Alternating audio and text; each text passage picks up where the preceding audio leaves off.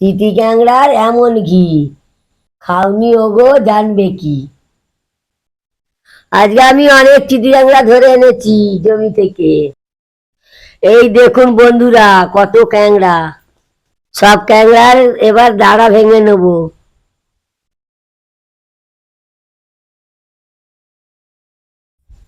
ক্যাংড়ার দাঁড়াগুলো ভেঙে নিয়েছি, ভালো করে ধুয়েও নিয়েছি। এইবার ধারের যে পাশিগুলো, ওইগুলো কেটে নেব।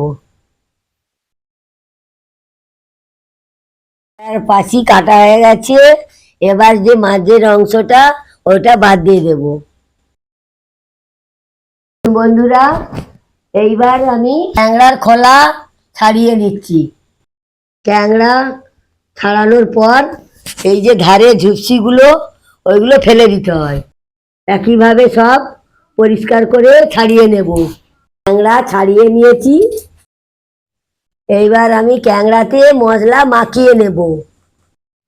এইবার আমি পেঁয়াজ কুচোনা দিয়ে দিচ্ছি, রসুন কুচোনা দিয়ে দিচ্ছি, ক্যাপসিকাম দিয়ে দিলাম, টমেটো দিয়ে দিলাম, কাঁচা লঙ্কা কুচোনা দিয়ে দিচ্ছি, 1 চামচ নুন দিয়ে দিচ্ছি। এইবার আমি হলুদ দিয়ে দিচ্ছি 1 চামচ। পরিমাণ মতো একটু গুঁড়ো লঙ্কা দিয়েছি। এরপর তেল দিয়ে দিচ্ছি। এবার 1 চামচ মিট মশলা দিয়ে দিয়েছি। এবার আমি ভালো করে মাখিয়ে নেব।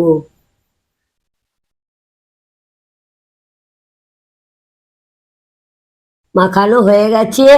এবার আমি অল্প আঁচে বসিয়ে দিচ্ছি। গরম উনুনে বসালে ভালো টেস্ট হয়। মিনিট ছাড়া ছাড়া 4বার নেড়ে নেব। ট্যাংরার বাটি ভাজা হয়ে গেছে, এবার নামিয়ে নিচ্ছি।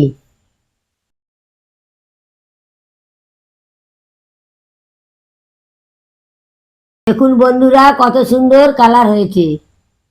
এইভাবে বাড়িতে বানিয়ে খাবেন। ভিডিওটি ভালো লাগলে শেয়ার করবেন। ভিডিওটি এখানেই শেষ করলাম।